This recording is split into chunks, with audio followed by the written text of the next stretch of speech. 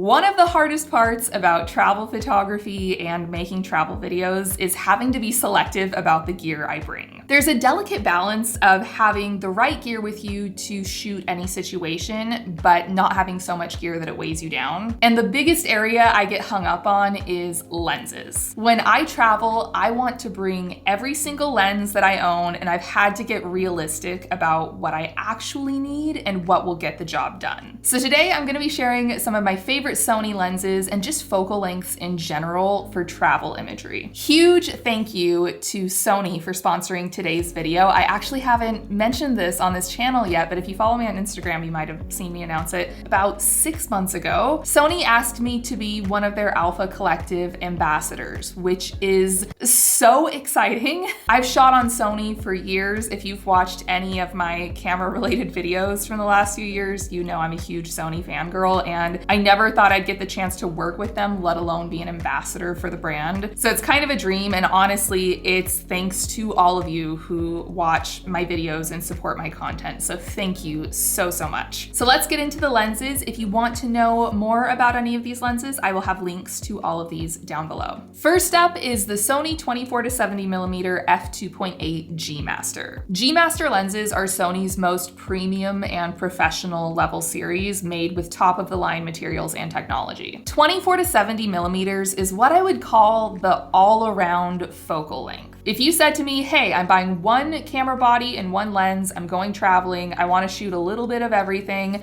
this is what I would recommend. The 24mm end is pretty wide, the 70mm end is pretty zoomed in. So this works well for wider environmental shots, for those zoomed in detailed shots, and everything in between. Also, the f2.8 aperture can create a nice depth of field. It's good for low light situations, making it a really versatile lens. Now, if you're looking for a lens that has a little more reach, is a little bit smaller and lighter, has optical image stabilization, and is significantly more affordable, check out the Sony 24-105mm f4G. I'll be honest, I overlooked this lens for a really long time because I wanted a wider aperture and I just didn't think f4 could be for me. But then I tried it and I realized I had totally undervalued all of the other features of this lens. Being able to jump all the way from 24 to 105mm on one lens is so handy when you're traveling. You can get a wide shot of a street or a landscape and then jump right into those details. If you're not worried about low light situations or subject isolation in wider shots, this could be your one and done travel lens. Next, let's talk about the lens that is on my camera far more than any other lens when I travel. It is the Sony 16-35mm f2.8 G Master. I slept on this lens for so long. I saw so many people rave about it, and I was always like, what am I gonna use 16mm for?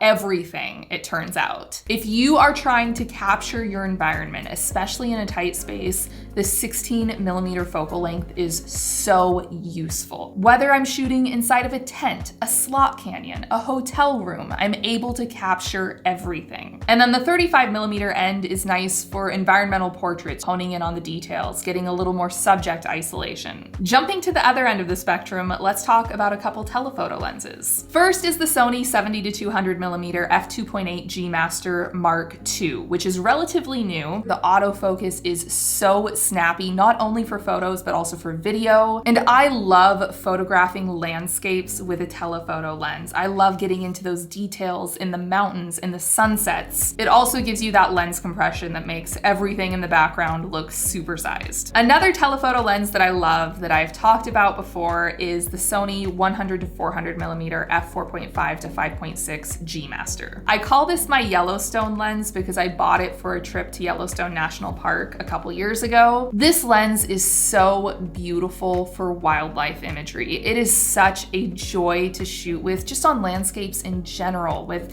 mountains in the distance. distance. And it really does feel like a telescope. It punches you in so far. It can take something that feels small and simple and bring it to life on camera. Now, going back to practicality and not traveling with every single lens in the world, for what I shoot, I would never travel with both of these at the same time. The purpose overlaps quite a bit for me. I would guess that for most shooters, that's probably the case, and they're both a pretty big investment, so you might not be looking to buy two. Between the 70 to 200 and the 100 to 400, unless you are shooting wildlife or something where you really feel like you need that extra reach, I think the 70 to 200 millimeter range is going to meet most people's telephoto needs. That being said, if you do shoot wildlife at all, you might think 200 millimeters is a lot of reach, but trust me, when you get out on a wide open plain in Wyoming, you are going to want every millimeter you can get. So if that's what your focus is, I would definitely go for the 100 to 400. Let's talk about the only prime lens on this list. A prime lens has a fixed focal length, it doesn't zoom. And honestly, I prefer the look of a prime lens any day. You typically get a wider aperture, a shallower depth of field, but I used to travel with prime lenses and I found them to be so impractical for the on-the-go, run and gun,